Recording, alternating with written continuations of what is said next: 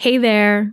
So the podcast is currently on an extended hiatus so that I can write my next book and work on some other exciting projects.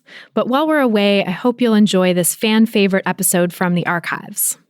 If you want brand new content to help you make peace with food and heal from diet culture, come sign up for my free weekly newsletter at christyharrison.com/newsletter, where I answer a weekly listener question. And as always, if you join my Intuitive Eating Fundamentals course at christyharrison.com/course, you get access to our exclusive monthly Q&A podcast where I answer all your new questions. Just go to christyharrison.com/newsletter and christyharrison.com/course to sign up, or click the links in the episode description. Welcome to Food Psych, a podcast about intuitive eating, health at every size, body liberation, and taking down diet culture. I'm your host, Christy Harrison, and I'm an anti-diet registered dietitian, certified intuitive eating counselor, and author of the book Anti-Diet: Reclaim Your Time, Money, Well-Being, and Happiness Through Intuitive Eating, which is available wherever books are sold. Join me here every week as I interview interesting people from all different backgrounds about their paths toward peace with food and their bodies. And by the way, on this show, we bleep out diet culture stuff like weight and calorie numbers, but we don't censor swear words or other adult language, so listener discretion is advised. Anti-diet revolution, we're for health at every size. Eat the foods you like. Food Psych. Hey there, welcome to episode 261 of Food Psych. I'm your host, Christy Harrison, and today I'm talking with intuitive eating co-author, fellow anti-diet dietitian, and friend of the pod, Evelyn Tribole, for her third appearance on the show. We discuss the new fourth edition of Intuitive Eating and how the book has evolved with each edition, the research that supports intuitive eating, the impact of diet culture and the weight loss industry, Evelyn's thoughts on intuitive eating and food insecurity, and so much more. I can't wait to share our conversation with you in just a moment. But first, it's time for Ask Food Psych. This week's question is from a listener named Megan, who writes, "Hey, Christy, I'm a first-year medical student in Canada, and I've been following you and the anti-diet movement for a couple years now. As someone in recovery from both an eating disorder and diet culture, listening to your podcast and reading your book has been personally transformative. I'm always excited to share what I'm learning from you with others. In medical school, we practice clinical skills in weekly practice patient encounters. As medicine is still entrenched in a weight-focused paradigm, we are taught to consider weight, body measurements, BMI, etc. in the context of patient care.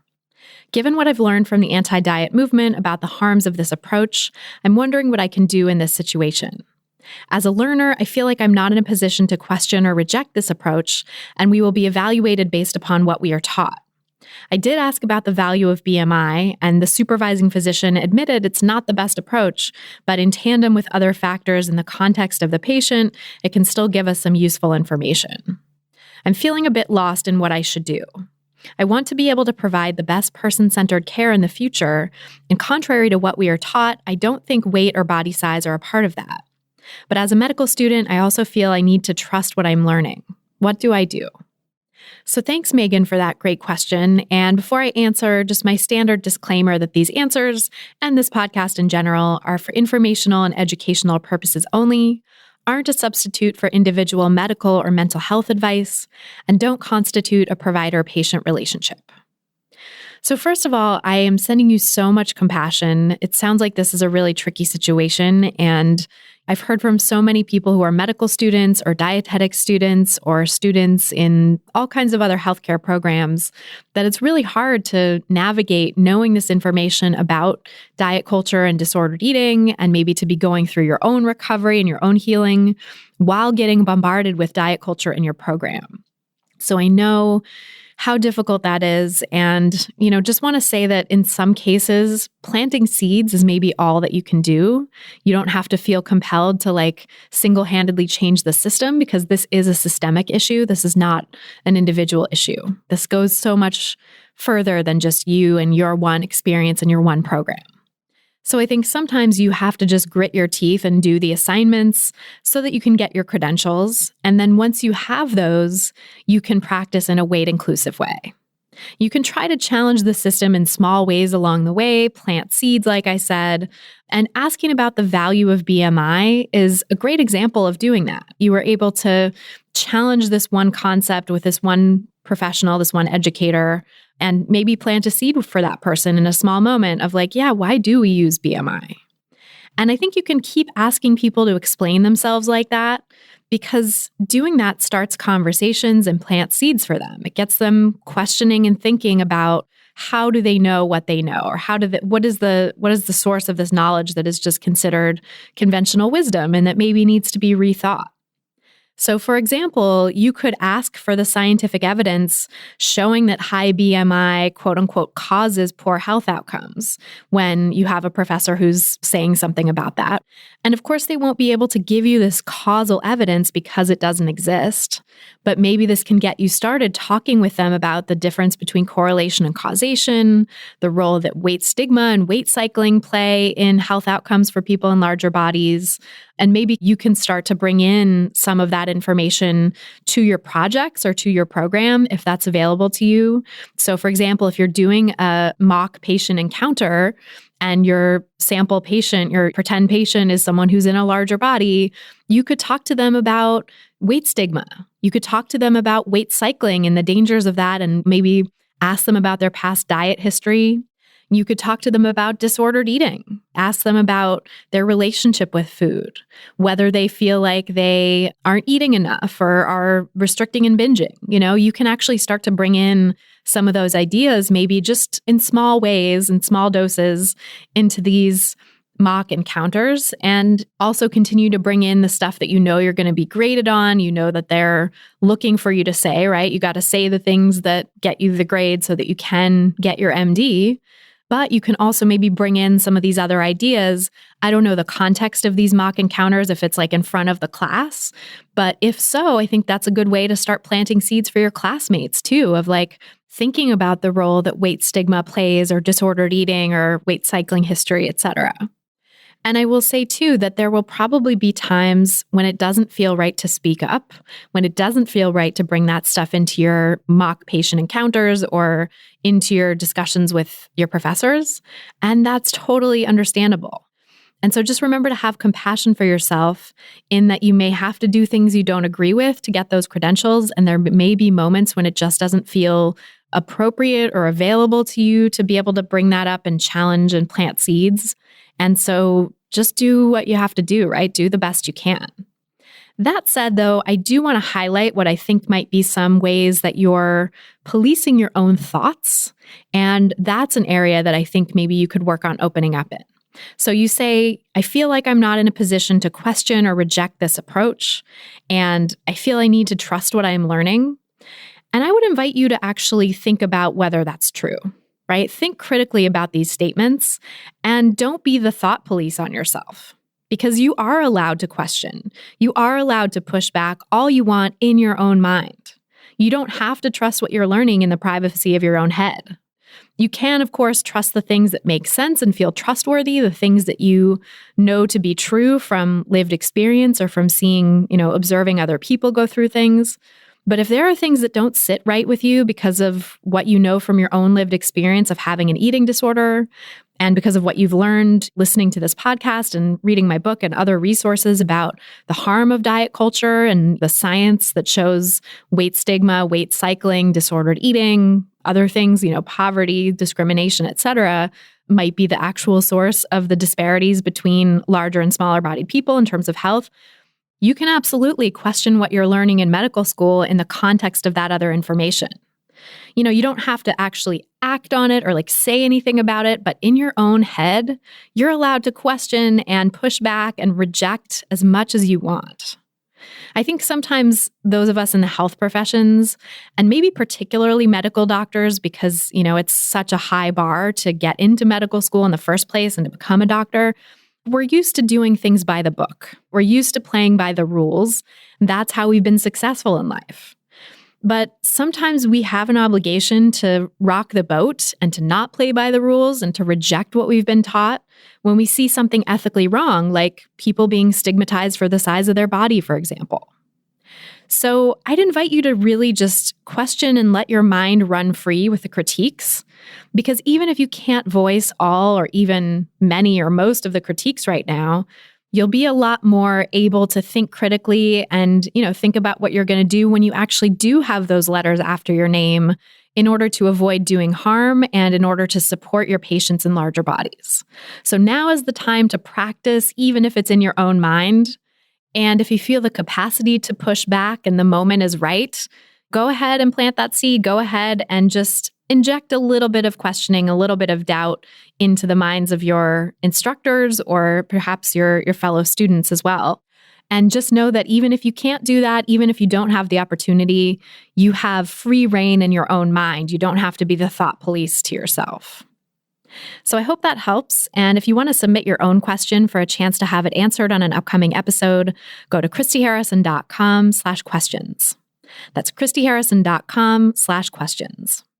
And then if you want to be sure that you're going to have your question answered, because here I get way more questions than I'm able to answer on the podcast, but in my course, Intuitive Eating Fundamentals, we answer every question every month. So you can come join that course in order to get all your questions answered. We do a monthly Q&A podcast just for course participants. So you can ask me anything you want and have me answer your questions and also listen to hundreds of answers I've given to other people in the course so that you can work through all your individual challenges and nuances with intuitive eating and hear commonalities that other people share as well.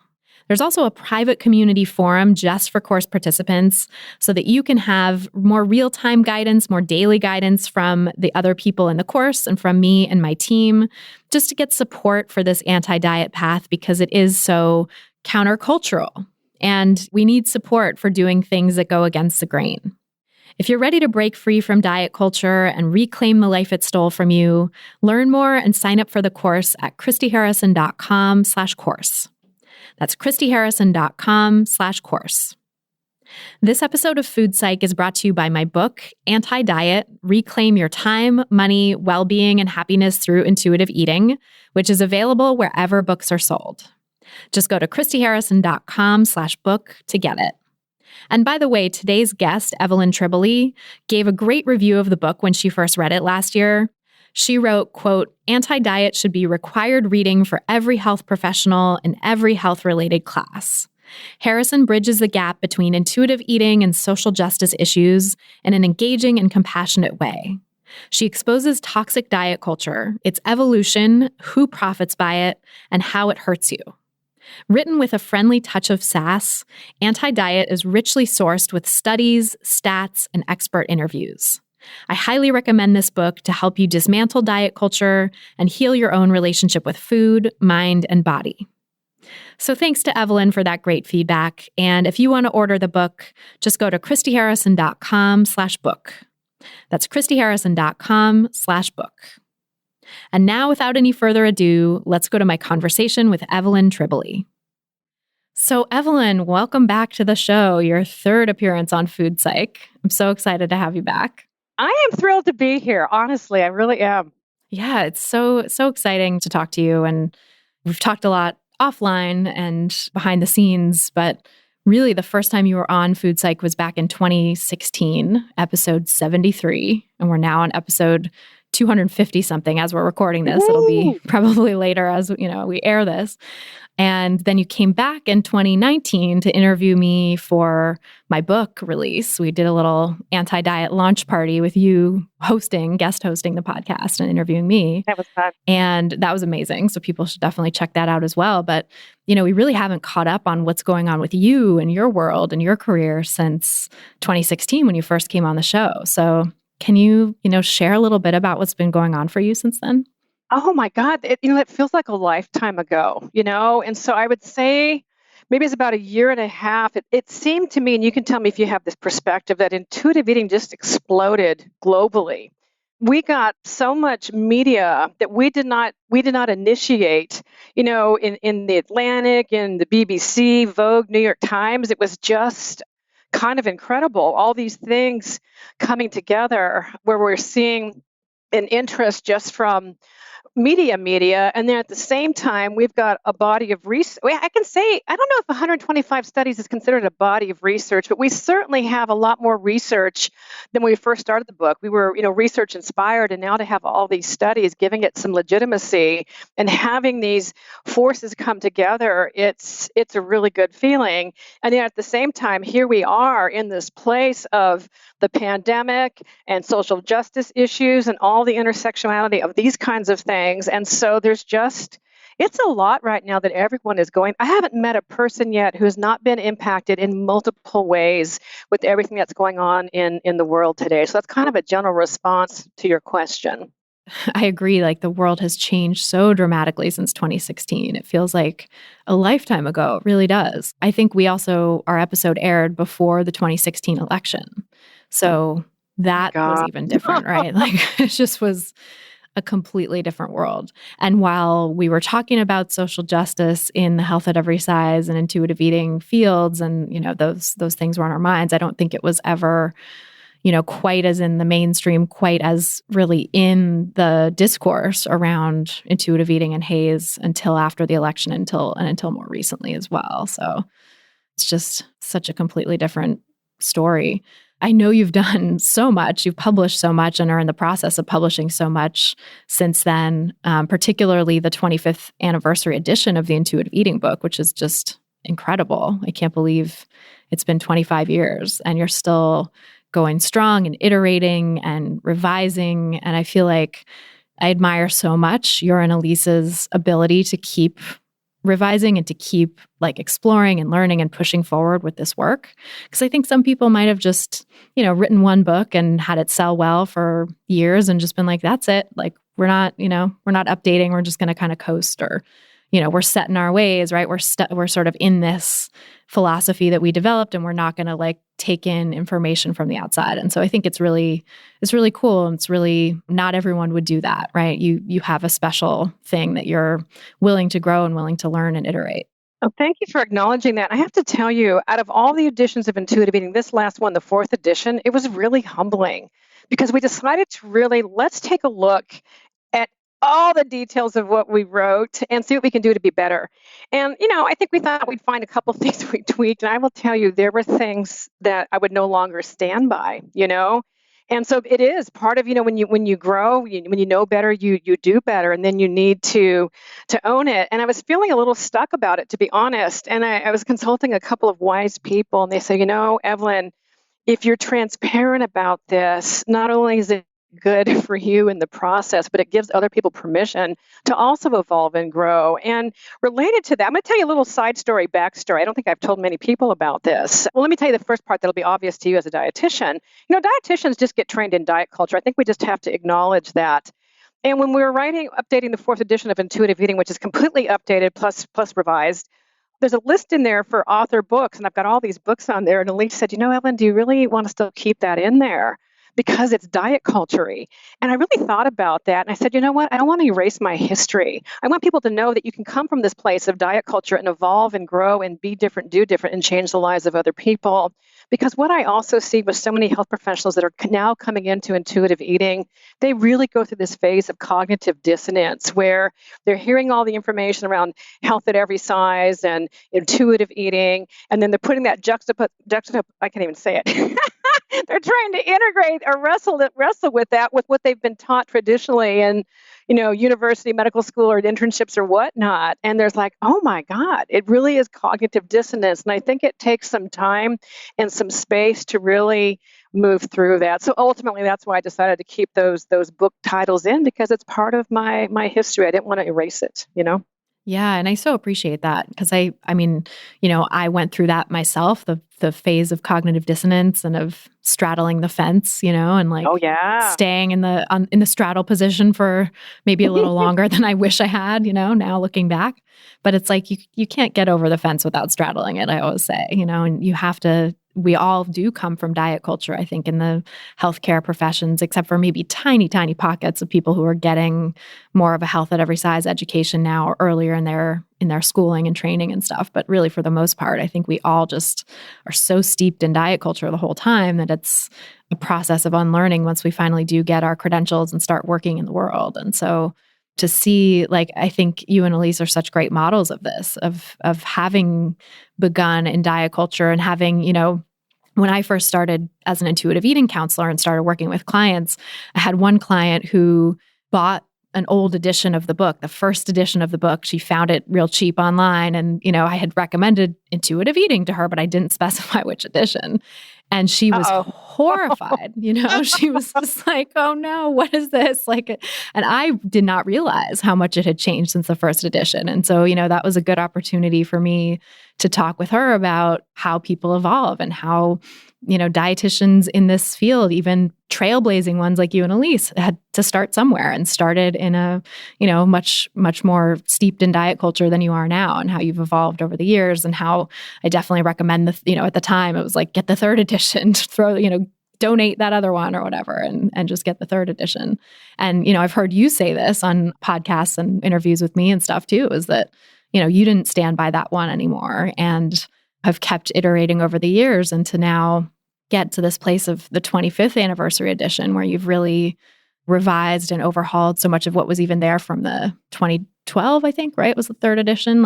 It was. Yeah. So much has changed since then. So much has. Yeah. And, I really believe we're in this place where we just need more humility. We need cultural humility. We need intellectual humility. We need lived experience humility, and I think if we can acknowledge that, that allows us to grow and to move on and to realize no one person, no matter who they are and how expertise they are. I even shy away from the term expert and expertise. No one has all the answers, and our work on the intuitive eating journey, oh my goodness.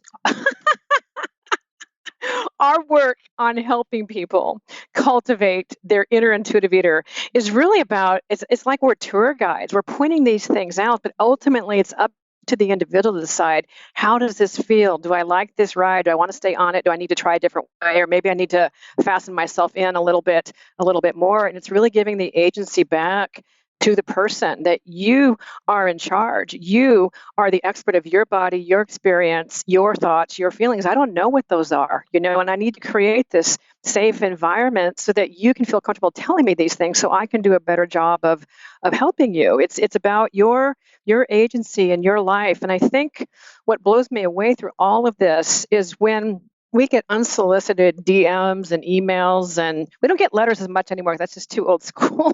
But how people will say this is life-changing. And I think what it is as you begin to really connect with your body and you connect with your needs, and that's powerful. And it starts to, cross over into other areas of your life where it's just actually really profound. And to be a facilitator and a witness of that, I cannot tell you how gratifying that is. Yeah, completely. It's so amazing to help people tap back into their own intuition and learn to trust themselves. I think that's the beauty of this work, is that, like you said, we don't have all the answers, right? And we're learning and iterating and growing just as everyone else is, but can maybe help people reconnect with the inner wisdom that is their birthright, that belongs to them, so that they can make their own decisions. Yeah, and then ultimately live a life in which they're flourishing and thriving, as opposed to spending it worrying about what they're eating and what their bodies look like and so on, and then they become checked out and not living their lives. That's what's so profound to me. Yeah, and so with that idea, I'd love to talk a little bit about what changed in the 25th anniversary edition, like what you found from the previous edition that you realized you wanted to overhaul. Oh my gosh. Well, I'm gonna start pretty broad, and then I'll get specific. So one of the things we did is because the research is so profound now on intuitive eating, we really, really updated and added to that and actually moved that whole chapter to the beginning on, you know what, look at the evidence that's here behind this. We're standing on some pretty good ground. And we also decided to really unpack one of the mechanisms of intuitive eating, and that's interoceptive awareness, which is our ability to perceive physical sensations that arise within the body. And that might seem like so basic, like, well, of course you have to do that to be an intuitive eater. But when you're listening to that message, interoceptive awareness is really about being in balance with your biological needs and also your psychological needs. And so it's kind of like it's almost like one of your superpowers, interoceptive awareness. And one of the researchers that really did a lot to put this on the map, he talks about the global emotional moment when you're in that precise place of interoceptive awareness. It's happening in the here and now, not past or future. And so when you are connected to the here and now sensations of your body, not only are you experiencing the global emotional moment, but it's connecting you to your human sentient beingness. And I tell you, I reread those words all the time because it's just so profound to me. Because if we flip it and say, but what if somebody is at war with their body, or they hate their body, or they don't feel safe in their body? What does that do? And that disrupts all of this. So we decided to really talk about and unpack that a bit, that what this is about. And I find sometimes when I'm talking to scientists or healthcare professionals, when I start talking first about interoceptive awareness, I get their attention. It's like, oh, there's something to this. This is not all this woo. I think sometimes they hear the word intuitive and they think it's some, new agey kind of thing, and not really realizing it's really based on some foundational research that exists. And more importantly, now we have some really fascinating research coming out showing the impact of this. And so, can I tell you about one of those studies? It's in the book, actually. Yeah, I would love to hear. And I love this. And so it's a study that makes me feel sentimental about Food Psych podcast. Because the last time I was on the show talking about giving you an update, we had just published the Intuitive Eating Workbook, and I had mentioned to you that one of my motivations for doing this is to have a standardized way of implementing intuitive eating so that researchers can actually do some intervention studies. And it turned out a researcher heard that episode, Christy, and she contacted me and said, I'd love to do a study. And long story short, that study was just finished as we were publishing our book, and I was able to get some of the data to describe it. But the full study was just recently published a couple of months ago in the International Journal of Eating Disorders. And what makes it really unique is they looked at the issue of people with disordered eating as opposed to just chronic dieters. And just for the sake of your audience, people who have disordered eating behavior are people who engage in disordered eating but don't meet the criteria for an eating disorder like anorexia nervosa or bulimia and binge eating disorder, but they had those behaviors of restricting or binging or overexercise and those types of things. And what they did is they took the workbook and used it either in a group setting or they did it in an individual setting, one-on-one. And over a short period of time, they've got improvement across the board in many, many areas, in intuitive eating and in quality of life, improvement in body satisfaction, and a marked decrease in binge eating. So I think it's phenomenal. But I also have to caution and say, this is exciting research, but it's a pilot study. And because it was a pilot study to see, is this feasible to fund? Should we fund a big study on this? There wasn't a control group on there, so we need a control group.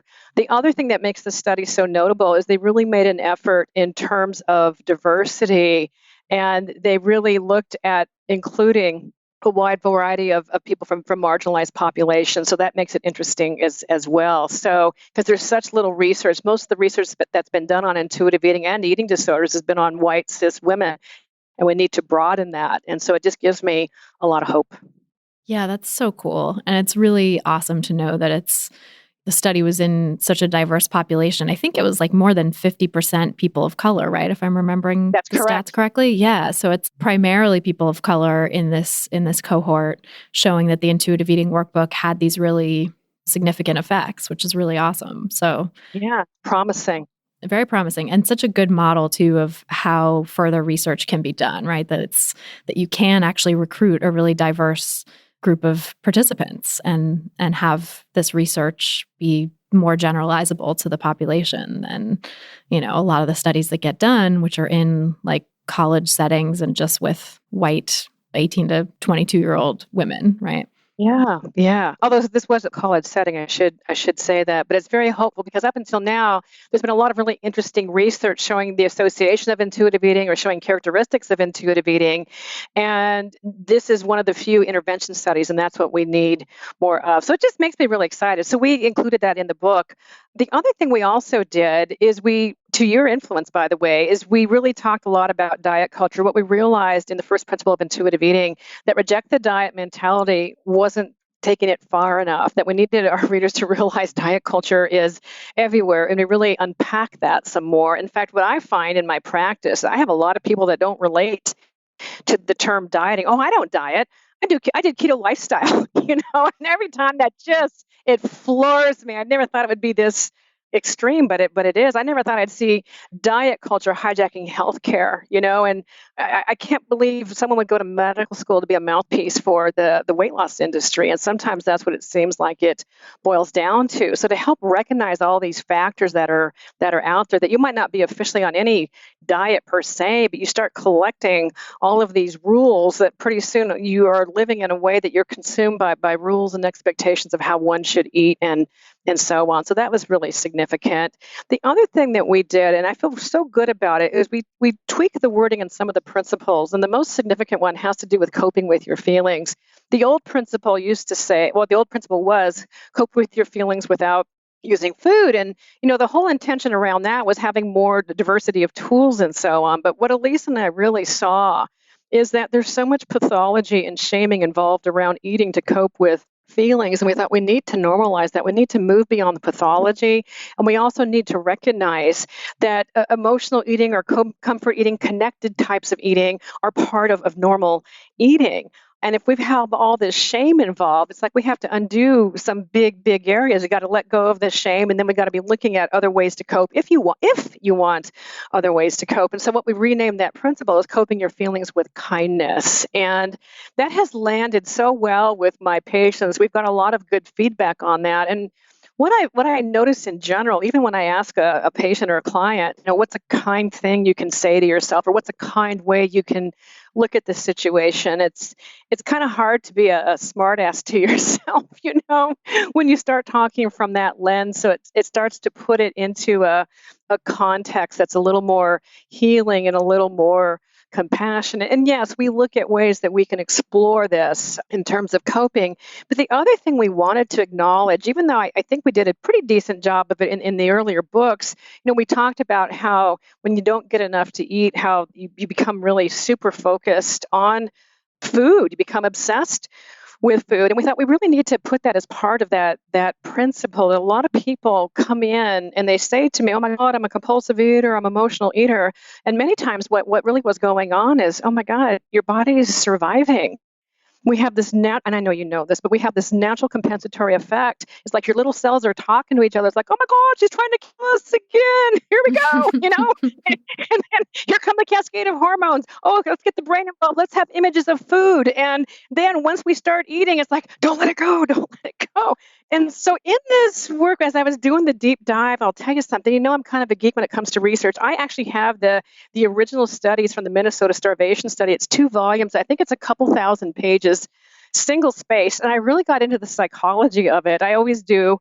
And they were talking about the characteristics of the men when they were restricting. And it's kind of shocking. I'm not going to say calories. I don't want this to be triggering. But these men were actually still eating. And it was like being on a modern day diet, frankly. And they were talking about all the different things that happen. But it's this phrase that really got me. I'm sorry, I have to collect myself. It cracks me every time. This is a professional publication. And one of the men said, I am so sick of the nutrition masturbation. I swear, I had to read that like 5 times. I can't believe I'm reading this. And I thought, gosh, that is such an apt description, this kind of self-absorption, So all these things happen. And as you know, these were healthy men biologically, psychologically, and got into all of this. And what we have seen over and over again, our patients underestimate the profundity of primal hunger, that ever since people have been on this earth, we have had famines. And so our bodies know how to survive quite well. And so we get into this place. And the way I think we put this in the book. It's a metaphor I use a lot with my patients that I live by the ocean, so I use a lot of wave metaphors. And if you go into the ocean and a set comes, you got to dive under so you don't get all wiped out, and you hold your breath, and there's a rhythm to it, and then you come back up for air. But if it's kind of large, by the time you come back up for air, it's not this little polite inhale. It's a gasp for dear life. Even though you're having a little bit of fun, it's still a profound experience. And no one says, oh my God, you are binge breathing. You are addicted to air. No one says that. Everybody knows, oh, it's a natural compensatory response for not having enough air, for air insufficiency. And we need to start really recognizing that this is part of the process when someone's been dieting, meaning just because you're eating in a way that feels out of control, beyond your control, doesn't mean that you are emotional eating or that you have addiction and so on. And that's something that we also unpacked on there as well. When you start looking at the research on so-called food addiction, there's really a lot of problems with that. And what it does, in my opinion, it creates fear-mongering and takes away the agency around eating. And, the biggest challenge I find right now is not the rat studies. Those are so easy to deconstruct, and the rats that lose control, quote, over their eating with sugar, when they're put next to the control group of rats that have plenty of access to food, those same rats have access to sugar, and they can, give or take the sugar because they've had enough to eat. But it's all these human studies that are coming out of the Yale food addiction scale. When you take a name of an Ivy League school and then you add the term addiction, it makes it sound like it's a thing. And so I really did a deep dive on that. And when you take a look at the actual questionnaire, when it first came out, the first edition, the first scale rather, not the first edition, but the scale 1, I remember reading that thinking, how do you get statistical significance on these college-age kids, these privileged kids? How are these kids addicted to food? This thing that we need. And when I finally got a hold of the questionnaire and looked, I go, oh, they're picking up the consequences of dieting. They're just calling it something else. And now that there's a second version that got updated with the DSM-5, there's been more deconstruction of the research. And what a lot of critics are saying, it's just a proxy for other things. It could be a proxy for an eating disorder. It can be a proxy for trauma. And in my opinion, it also can be a proxy for someone who has a history of dieting. Because when you start taking a look at the research, at the weight science, for those that measure, and most do not, sadly, when they measure the unintended consequences of dieting, you will usually see some kind of loss of control eating or some type of binge eating. And that's really a sad commentary, because what you name something changes or affects how you're going to treat it and how you're going to prevent it. And so I think it's causing people to look in areas that they're not going to find solutions. But more importantly, on a practical level, I get patients that really believe that they're addicted. And I never question someone's experience. Yeah, I really believe you're having the experience, but what we name it, has an impact on you. And they're very rarely ready to start working on making peace with food when they're coming in that place. But I say, I'd like to share with you just what's going on, but behind some of this stuff, to let you know that there's another way, and the reason behind this could really be the history of dieting. There's also the possibility, yes, you have emotions and you've got the history of dieting. When the two come together, it's also really, really profound. But it's also really profound on what happens to your mind and body when you're kind to it and you nourish it on a consistent basis. And we don't have to live this way. And I ended up debating a sugar addiction scientist, a neuroscientist. It was actually a very good experience because we were both very respectful. And one of the things I did to get ready, besides diving into all the research, I thought, my experience as a practitioner, I've had so many patients come in believing they were addicted to food, but then in our work together, discover that they weren't. And I thought, I wonder how many other people have had this experience. So I did like this crowdsourcing query on Instagram and asked that very question. And to see the people coming in with their responses, and oh my God, I thought I was addicted to, and you name the food. And then when they ended up working with somebody who wasn't in that frame of reference, and when they were nourished adequately, to discover they weren't addicted, what a relief. So that to me is also another outcome of this that I think is really sad, that it's putting limitations that are not necessary on someone's eating and living experience. So that's another. Boy, I gave you a long-winded answer. I love it. I mean, there is so much that's different in this edition. And it's really cool to see. And on the food addiction piece, I for sure went through that myself too. I thought for sure that I was addicted. I thought that there was no way that I could keep, carbohydrate-rich foods in the house because I was just addicted to carbs. There was no way I wasn't going to eat the entire bag or the entire box or go through every single carb in the house. And so I had to, banish them from my life in order to stop this, addictive behavior with them. Not understanding that my so-called addictive behaviors with it and what really did feel like addictive behaviors, right? It felt like this, like I couldn't stop. It was a compulsion. I was irresistibly drawn to it. But that didn't start until I started trying to restrict carbs. Never had a problem with those foods. Growing up was, partly because of, thin privilege and living in a smaller body and not having people interfere with my relationship with food, and also having enough food available, not having food insecurity. I was just fine with those foods. My family had them in the house all the time. I'd make myself a snack after school or whatever and handle it. I didn't feel like I'm going back to the cupboard, like endlessly eating all the carbs in the house. That feeling only came with the deprivation of carbs and also with the deprivation of enough food in general. And it's mind-boggling to realize that, because in the moment, I was so wedded to this idea that those foods were addictive and they were bad for me and I had to get them out. And that was diet culture. That was just diet culture messaging. Yeah, and that's why I think it's so important to validate and affirm the experience is real. That intensity, that loss, all of that is real.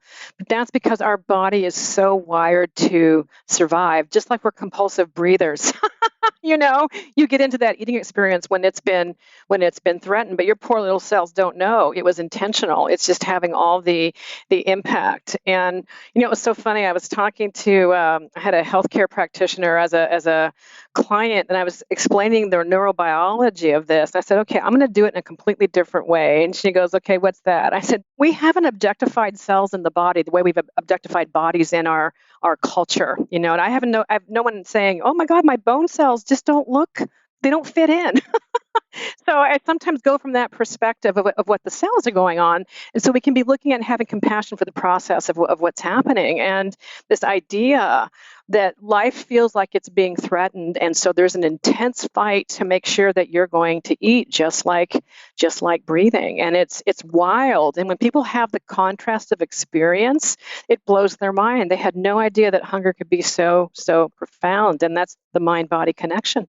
It's wild, the disconnect that there is in our popular imagination between mind and body for anything related to food, right? It's like the sort of popular conception in diet culture is just mind over matter, that you can will your body to do something different. You can will your body to shrink. You can will yourself to eat less. And that if there's anything that gets in the way of that process, it's your fault. It's your willpower. It's your lack of self-control and ability to exert this mind over matter that we're all just supposed to somehow have, which mind over matter really isn't a thing.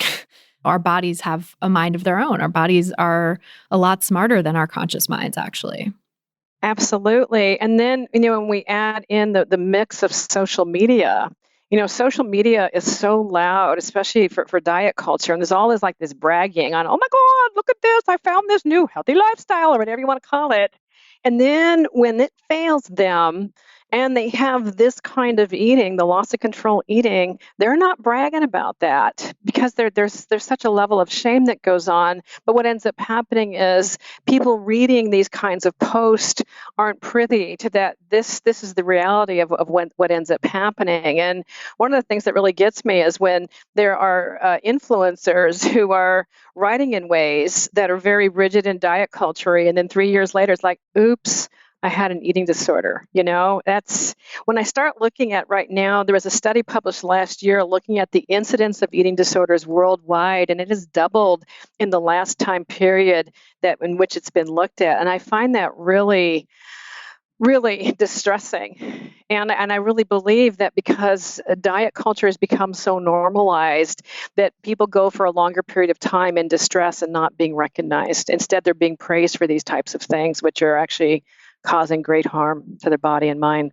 Yeah, and praised even more than they would have been before, I think, too, because I thought that study was so fascinating, too. We'll link to it in the show notes. I forget what it's called or where it was published, but one thing that struck me when I looked at it was that the time period was like starting in the year 2000, I think. It was like right around the turn of the millennium.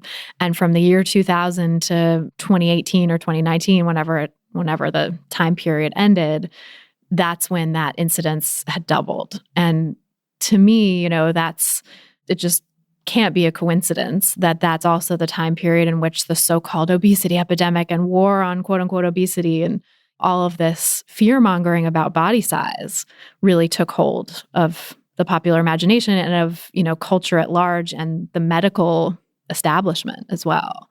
This is when weight loss advice was codified into healthcare systems where they're like supposed to talk to people now about their weight at every visit, even if it's about something completely different. It's where insurance companies will reimburse more to healthcare providers if they do talk about a person's weight, if they're over a certain BMI. And, these things automatically get flagged in the medical record system and stuff like that. I just don't think it's a coincidence that this is the time period in which the rate of eating disorders doubled, right? And that's just clinical eating disorders too, which is such a fraction of the people who struggle. So imagine how much more disordered eating and chronic dieting increased in that period of time. Oh, yeah. And that's one of my biggest sources of frustration is medical care is really part of diet culture. So now, it used to be in the good old days. I don't even want to call it good old days, but it used to be 20, 25 years ago, a patient would come in feeling all this pressure from the weight loss industry, the beauty industry, fitness industry. That's formidable in itself. But now they come in and they say, and my doctor says, it kills me. And when I'm talking to doctors, I'll say, if weight loss diets were a medication, they would never, ever be approved for use because they don't work, they're not sustainable, and they cause harm. And in a great majority of cases, they cause the opposite of what you're intending. And so if this is such an issue, why are you prescribing something that's going to increase the odds of it not happening? It blows my mind. And what I find in defense of doctors is they're so busy and they don't have time to read all the weight science. So they follow the policies of their organizations like the American Medical Association, which got greatly, politicized. We talk about that in the book too, when in 2013, their research committee was asked, can we say body size is a disease? I don't even like saying the word obesity because it's so political and such a misnomer. And the research committee said, no, there's not enough data. And the AMA said, we don't like that. So they took it to a vote and got outvoted. And that's, to me, when a lot of things changed. All this codification that you're talking about in terms of insurance and payments and all that stuff, it's really a big problem because it's become part of an industry. And there's a statistic we have in the book, and it escapes me. I'm going to give you the generalized number. It's a really big number. You usually see the weight loss industry being something around 71 billion a year or something like that. But we found a number that also included the fitness industry and also included healthcare in terms of weight loss surgeries and procedures. And that number jumped to about 300 billion, or it's expected to be 300 billion by year 2025. So that is profound, And so a lot of my patients come in feeling really stuck. And one of the ways I like to work with that is look at what has been your own experience. It is rare now that I work with someone who's never been on a diet. When that happens, I get so excited. It's rare. But most of them have had experiences. And it's like, well, tell me what the experience has been with your body. What did your body do? And what's so interesting is, and every time I hear the story being told of their body and dieting, they will conclude with, and it really worked, and then I messed up. They feel like the failure, not realizing it's the process of dieting that has failed them. That when you start, and that's when I'll get into my little spiel about, everything you're describing is what research has actually shown. There's a body of research. And I'm, really? Yeah. So your body's actually working quite fine, and so is your mind. You're trying to do something that's not effective or sustainable, and that blows them away. Why doesn't my doctor know about this? So we have a lot of work to do, Christy. We have a lot of work to do. We have a lot of work to do. It's rare that an industry has so hoodwinked the entire population into believing that when the product fails, it's their fault. It's really kind of masterful in a way, obviously for very nefarious purposes. But it's like, how did that happen? As a student of rhetoric and communication, I'm so fascinated by like this mass deception that happened in this one particular arena is just so complete and thorough that people, same thing with me. When I have clients come in and tell their story, it almost always is, yeah, and I was the one who failed. I just couldn't stick with it. I have no willpower. Even if they think they are already sort of anti-diet, even if they've been listening to the podcast for a while and they, are dipping a toe into intuitive eating on their own and stuff, it's like there's still this guilt and the shame that they carry of feeling like it's their fault. And it's really not. It's not. And I think what we have to start looking at is that how medicine is actually part of the cultural paradigm, and sometimes actually we include, this is something new in the book too, we talk about the Semmelweis reflex, and that's named after Dr. Semmelweis, and he's the doctor that discovered if you wash hands, you will actually save patients' lives. Now, right now, that is something everybody knows without a doubt, but back then, I believe it was the 17th century, he was literally laughed out of medicine. And there's like, this is preposterous. We're gentlemen. Doctors don't kill their patients, and we don't need to wash our hands. That was the attitude.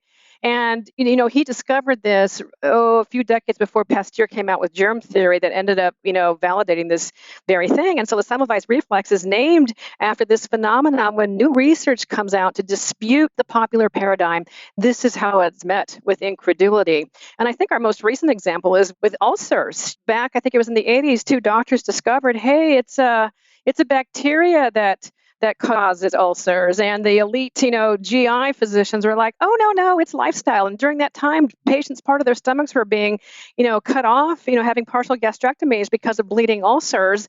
And then finally, one of the doctors isolated and gave himself the bacteria and then got the gastric ulcer. And long story short, they ended up giving the Nobel Prize in medicine. So we see this. So that was one way I used to explain it.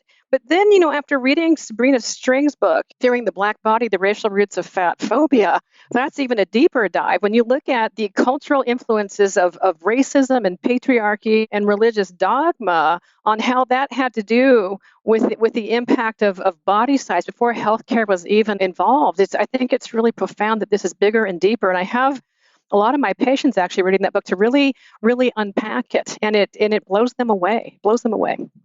Yeah, and I think it's so important to recognize those roots. And, that book is so great. And Sabrina Strings was on the podcast too. For anyone who's curious, you can listen to that. I think it's episode 196. I always remember the episodes that are like the commonly referenced.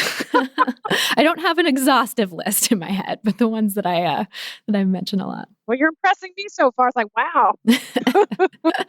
I wish I had that number, just photographic memory or whatever, but not just for numbers, but, photographic memory would be nice for other things.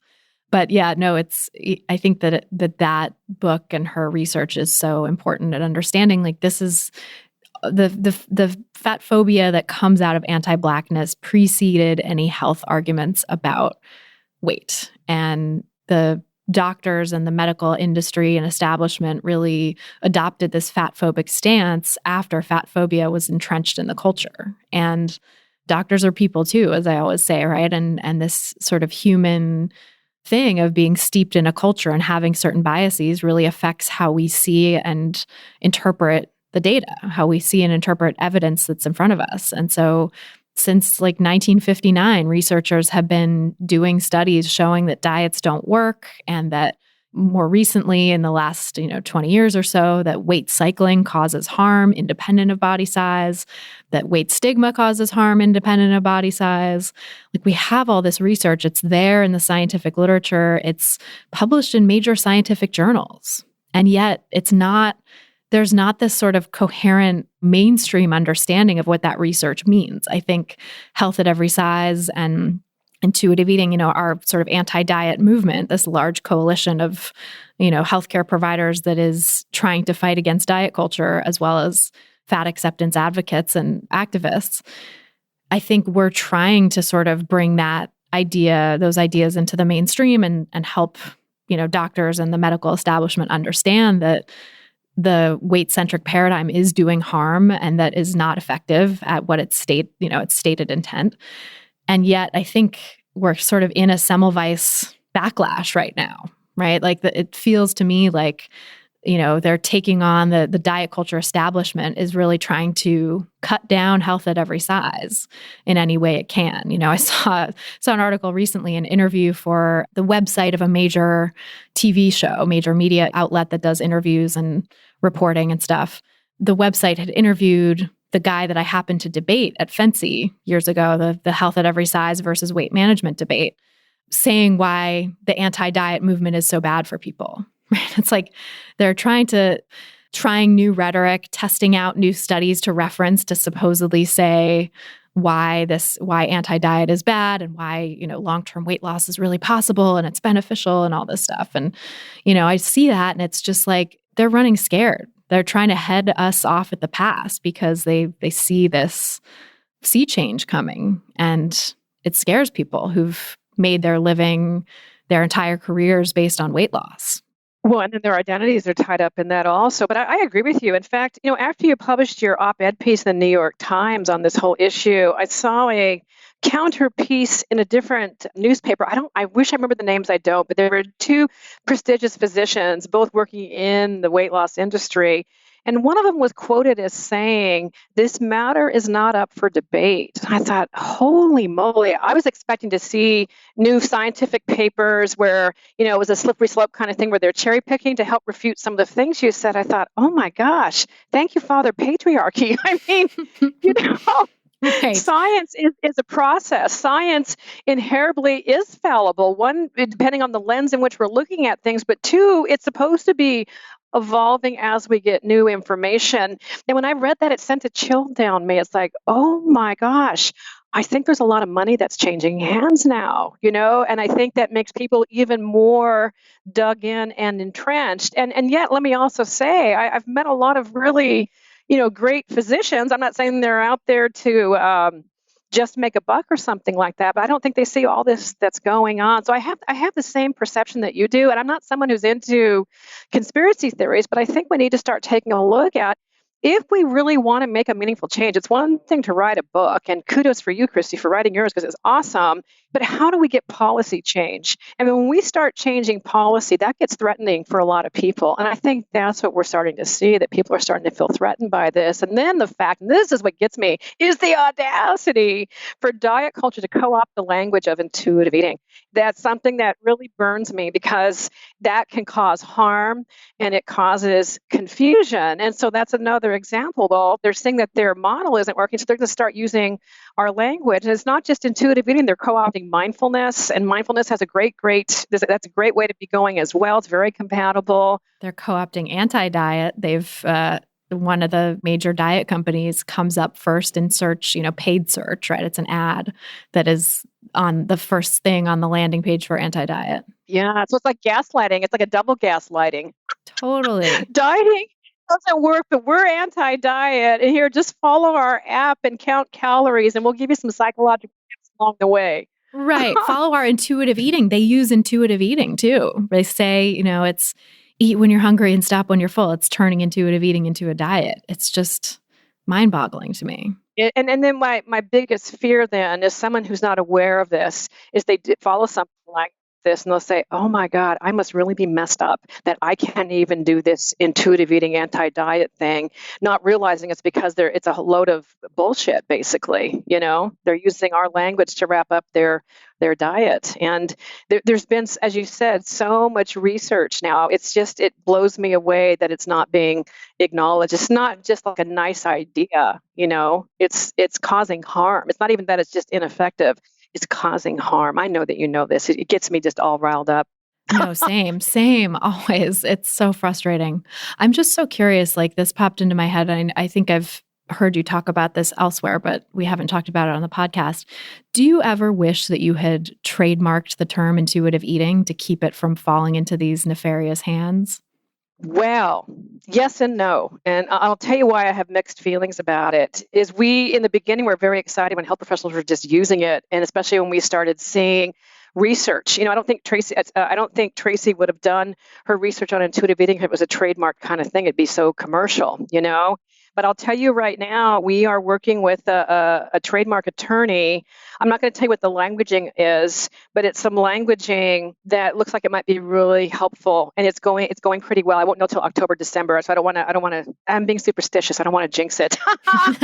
So we're looking at a legal angle to help protect this because we want people to be using it, but we don't want people to be abusing it, And I've seen dietitians abuse it where they use intuitive eating with weight loss. It's like, no, read principle number 1, reject the diet mentality, It's unbelievable to me. So hopefully we'll have some recourse. And I maybe a way of looking at it is that we're having a dent, we're having an impact, which is why diet culture is looking at co-opting our stuff. And it's a big problem. So watch out. One of my most popular posts on Instagram is how to spot fake intuitive eating. Because I want you to know if it has you counting or measuring or anything like that, run away. If it has you focusing on changing your body size, run away. That's not intuitive eating. Intuitive eating is for all bodies. It's not about seeking a size.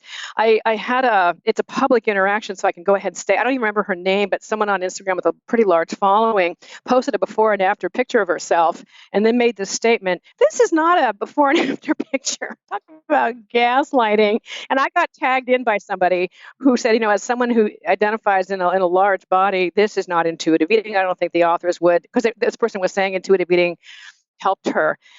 And it's somebody with a PhD, so I chimed in and I said, yeah, this is not our model. And when you use the tools of diet culture, I'm not criticizing your journey, but when you're using your journey and you're using your body size as evidence, you're then now creating the expectation that certain bodies are looked certain ways if you do intuitive eating. We can't use the tools of diet culture to be doing intuitive eating or health at every size. And the sad part is, I said, we were all trained in diet culture. I'd be happy to take this conversation online, shoot me a DM. And she just ended up doubling down. So that's happening out there as well. She hid behind her PhD. And this is an example, of science silo mentality. I don't think I've ever told you this, but in my career, my writing career, I was befriended by a scientist. I got so lucky. He showed me the works, ended up doing some projects with him. And he's the one that taught me the science silo mentality. And what's that? He says, when there's scientists that are so expert in what they're doing, that's all they can see. And they're not talking to other fields and they're not seeing the dynamic interactions that are going on, and they get blinded. And at the same time, you can't take someone from a PhD in one field and read the research in another, let's say like weight science, and have them validate the conclusions if they don't know what the missing confounders are. There's a lot of, it goes back to my original saying that we need to have more humility in culture and science, our lived experience, and all those types of things. There's a lot more to the story. We only know what we question and we investigate, and then that's biased through whatever lens that we're looking at things through. It's really profound to me. It's humbling that this is a truism. The more I know, the more I realize I don't know. Amen. I think we always, going back to, what you were saying earlier with that person who was like, this is not up for debate. It's like, no, science is always up for debate, actually. That's the nature of the scientific process, is that we have to keep exploring and looking at those confounders that are not included in research. If we get like 20 years down the line and research all at that point includes controlling for weight stigma and weight cycling and disordered eating and poverty and racism and discrimination and all the things that we know are real confounders, and that it still at that point shows some tiny, I would imagine, minuscule effect of risk for larger bodies or something like that, then, at that point, maybe we can have a conversation about, okay, maybe there is some inherent risk that comes with being in a larger body, just like there's some inherent risk that comes with being taller or with having red hair or with having whatever, right? So whatever characteristics that can increase a person's risk for certain things, but doesn't mean that we should just stop a person from having that identity or characteristic. Obviously, I think that it's very unlikely there would even be a risk we would see at that point if we really did control for all these potential confounders. The thing that shocks me the most is when I read nutrition research or epidemiology about body size, it really is like, it's sort of a 101, epidemiology 101 or research methods 101 thing to know that there are lots of real confounders that exist in the world, like race, education, smoking status, Trauma. income level, trauma, disordered eating, which is never included, right, really anywhere. Right. All of these things are confounding variables, and yet so few, certainly in the nutrition research, it's sorely lacking across maybe most studies, I would say. I feel like anytime I look, do a deep dive into a nutrition study, I find at least one glaring potential confounder that's missing, if not all of them. And we talked about that in the update. And in fact, there's a researcher out of Stanford University. I'm not sure how to properly say his name. I think it's Ioannidis. And he's written some remarkable papers talking about this very issue of just confounders of food, not even talking about the social determinants, but he says, if you think about there's over 200 foods that we can eat, not 200, 200,000 foods that we can eat, and there's over 300,000 edible plants. And there's no way that any one study or any study to date has controlled for all those confounders of the different types of interactions, let alone genetics, social determinants, health, or environment. And so when I've been reading his stuff, and this might sound like heresy considering I'm a dietitian with a Master of Science in Nutrition, but I'm starting to have the viewpoint that maybe we should be looking at nutrition as a philosophy, because there's so many of these confounders. And that's not to say that there isn't any science involved. There is, but there's too many missing kinds of things. Think about it. It was only just recently that the gut microbiome has really been on the research map in terms of having an impact and all the things that impact that. And I will never forget being at a scientific conference and listening to this researcher, and she put on this screen one nutrient. I think it was omega-3 fatty acids, one particular kind, and then identified every pathway in the body that it's involved in. And it looked like a 4th of July grand display, fireworks. And I just remember thinking, holy shit. And this is not even looking at the confounders within all of that in terms of the minerals, the enzymes, limitations, all these kinds of things. And so what happens with nutrition these days, it's become so reductionistic, that it's just nutrients or nutritionism. And when you think about the impact, I'll do a sidebar, but it's related with Margaret Mead. This is something we included as well, that, back when the Food and Nutrition Research Board was formed during World War II, they had two committees. They had the nutrition scientists, but they also said, you know what, we need to change behavior, because they wanted to see how to feed the soldiers, but also there's food shortages. So how are we going to deal with that? And it's like, ooh, we got to change behavior. So we better get an anthropologist involved. And so they did. What a great idea. But when the war was over, they terminated her board. They got rid of Margaret Mead and her whole task force, but they kept just the nutrition scientists. And I think that's where one of the root problems is we have taken out that part, that we don't eat in isolation. And just a moment ago, I was talking about the biochemical and biological aspects. And now if we add in all the social aspects of this and all the allostatic load, the stress impact of racism, of stigmatization, all these types of things, and how it raises cortisol and impacts so many other things, it's really complex. And I don't say these things to depress people, but to say that if you think one food's going to kill or cure you, there's not really been much research to show those types of things, unless you're talking about a peanut allergy or you're talking about arsenic or something contaminated in a food. And I think it does a disservice to our mindset. And we move away from the cultural connection, like let's break bread and just eat, and share and relate to each other and so on, and not apologize about what you're eating or explain why you're eating what you're eating. I think we'd have more connection.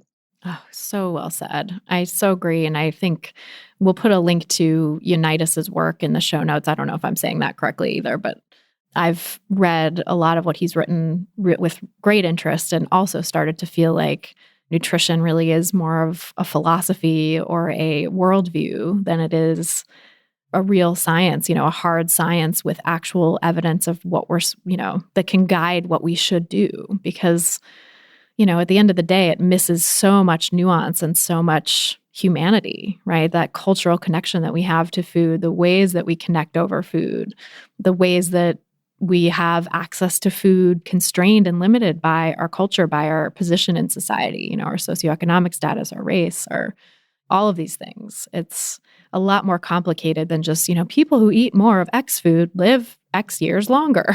Well, yeah, and then you bypass what the big problems are. You're telling everyone just to eat better, but when someone doesn't have access to food or they don't have clean water that's not contaminated, we're not giving solutions for that. And one thing that's been criticized or criticisms we've had with intuitive eating that are rightly so, what about access? I think it's a really good question.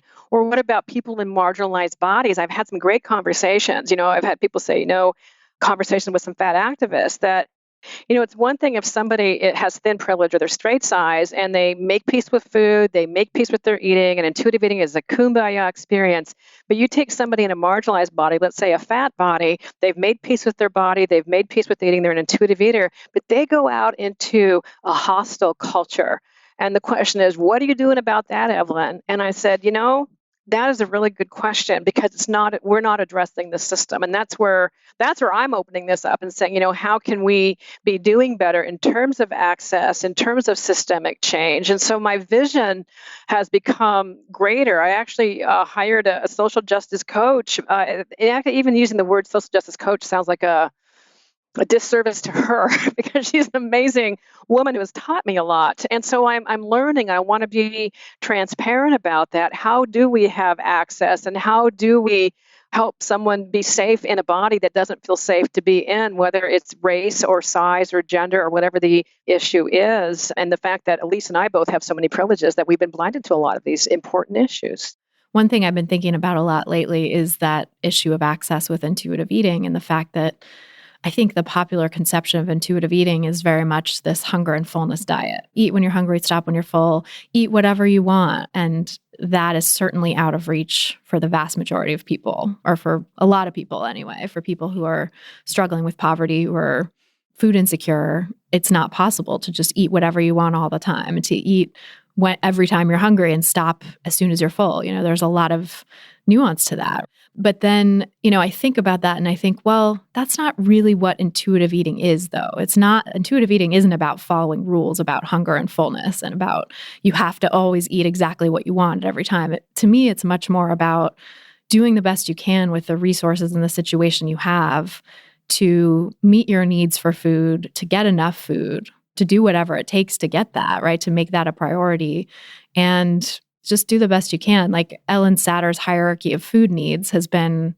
really helpful in thinking that through for me too, because thinking about having to get those basic needs met before you can move on to thinking about pleasurable food and diverse foods. And then, the very top of the pyramid is that instrumental food, thinking about nutrition, which is the gentle nutrition piece of intuitive eating. That is so far away from people's minds if they're food insecure, right? The priority really has to just be getting food. So I think making that connection between and sort of showing people what the nuances of intuitive eating are, that it actually isn't just this rule-based system that you have to follow these 10 principles or else you're not doing intuitive eating or else you're bad. It's not that at all. No, it needs to be personalized. And I would say also that when we're looking at food insecurity, satisfaction is a different definition. It's like, what's going to fill my belly and sustain me? I'm not going for a salad. If I don't have any money, I'm going to go for something that's going to last a longer period of time. And also to recognize, and we mentioned this a bit in the book, is that when you have food insecurity, the risk of, I don't even know if it's fair to call it binge eating. I'd say it'd be survival eating, the compensatory eating that can happen when you have access to food once again, or you have access to money. And the part that really gets me, I unpack this with my patients. I usually ask about a food insecurity history, or I just ask, was there ever a problem having access to food growing up? And what ends up happening is if someone has food insecurity growing up, and then as an adult, they decide they have plenty of food. It's not even an issue. They're on their own. They're taking care of themselves just fine. But they decide intentionally to go on a diet.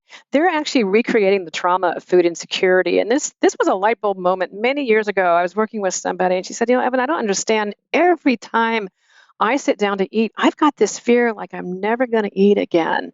is that weird? And that's when I started doing deeper dives into food insecurity. And she had that. And I said, when you consider that background, and even though the dieting was intentional on your part before you started seeing me, you're recreating the trauma. Your little cells are, oh my God, she's at it again. So it really does make sense that your body is experiencing something from the past like that because it remembers the trauma. And I think that's important to know. That's why sometimes, even when you're thinking you're at peace, why am I having this anxiety? Well, when you've had trauma around your eating, it can really be profound. It can be healed. Let me say that, but it's really profound. And that's the other thing with intuitive eating we have to recognize is everyone's path is different.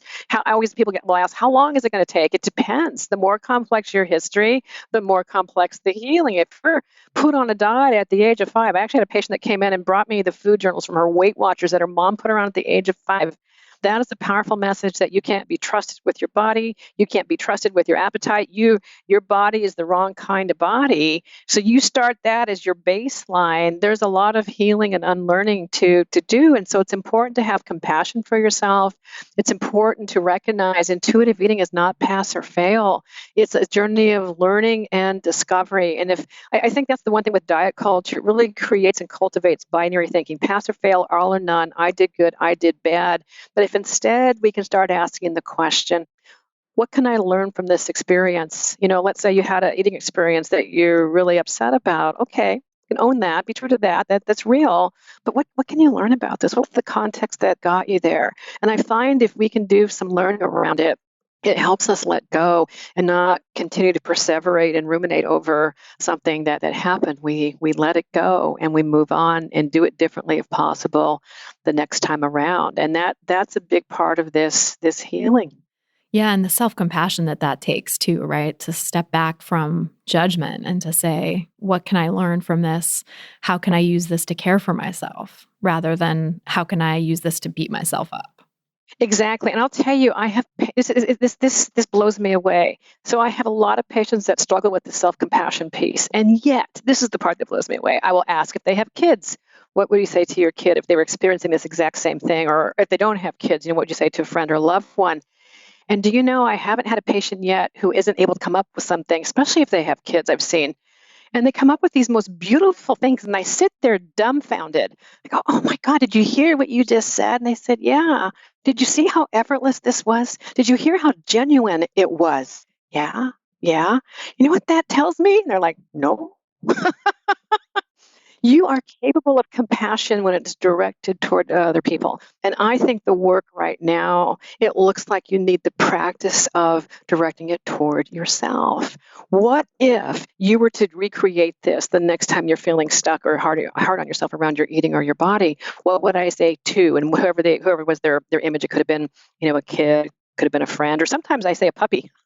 When they've had fraught relationships, puppies are unconditional love. If you ask, what would I say to my kid or my puppy, you'll tap into that. And I find that that's powerful because it's already there. It's just been covered over and it's been shamed down by diet culture. You have that wisdom. We just have to start practicing the shift toward yourself. Oh, so well said. Evelyn, I could talk to you forever. This was such a great conversation, and there's a million other directions we could have gone, but always a million. I know. This stuff is endlessly fascinating, so glad we get to vibe out on it. Could you let us know where people can find you online, learn more about your work, and about the exciting new stuff that you have coming up? Oh my gosh, yeah. So we have the 4th edition of Intuitive Eating that just came out. We have the Intuitive Eating Workbook.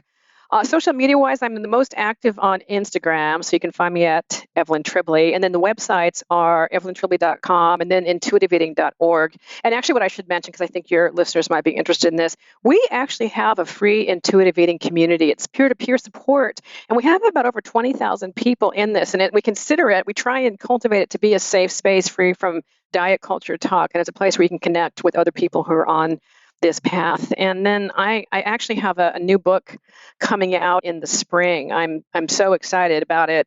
It is Intuitive Eating for Every Day, 365 practices and inspirations, just to kind of be your little companion, your little ally, So we're in the finishing stages of that, or I should say I'm the finishing stages of that. Yeah, thank you. Yeah, we'll put links to all that in the show notes so people can find you and learn more about your work in the community. And yeah, thank you so much for everything you shared. This was so great. Thank you. So that's our show. Thanks again so much to Evelyn Tribole for joining us on this episode, and thanks to you for listening. If you want some help healing your relationship with food, you can get support from me for free by going to christyharrison.com/strategies. There you can sign up for my email list and get my free audio guide, 7 Simple Strategies for Finding Peace and Freedom with Food. Just go to christyharrison.com/strategies. If you've gotten something out of this podcast, please help us reach more people who need to hear the anti-diet message, because who doesn't, as I always say, by sharing this episode and subscribing to the pod on Apple Podcasts or your favorite podcast platform. You can see many of the places to subscribe, if not all of them, at christyharrison.com/subscribe. That's christyharrison.com/subscribe. You can also leave us a nice rating and review in your podcast provider of choice, which is another way to help new listeners discover us, and which I always appreciate. To get full show notes from this episode, including all the resources we discussed, plus a full transcript, just go to christyharrison.com/261. That's christyharrison.com/261. And to get the transcript, just scroll down to the bottom of the page and enter your email address. This episode was brought to you by my online course, Intuitive Eating Fundamentals. If you're ready to make peace with food, break free from diet culture, and reclaim the life it stole from you, learn more and sign up at christyharrison.com/course. That's christyharrison.com/course. A big thanks, as always, to our editor and sound engineer, Mike Lalonde, our community and content associate, Vinci Chue, our administrative assistant, Julianne Watasik, and our transcriptionist, Mycroft Holmes, for helping me out with all the moving parts that go into producing this show every week. Our album art was photographed by Abby Moore Photography and designed by Melissa Alam. Our theme song was written and performed by Carolyn Pennypacker Riggs. And I'm your host and producer, Christy Harrison. Thanks again for listening, and until next time, stay psyched.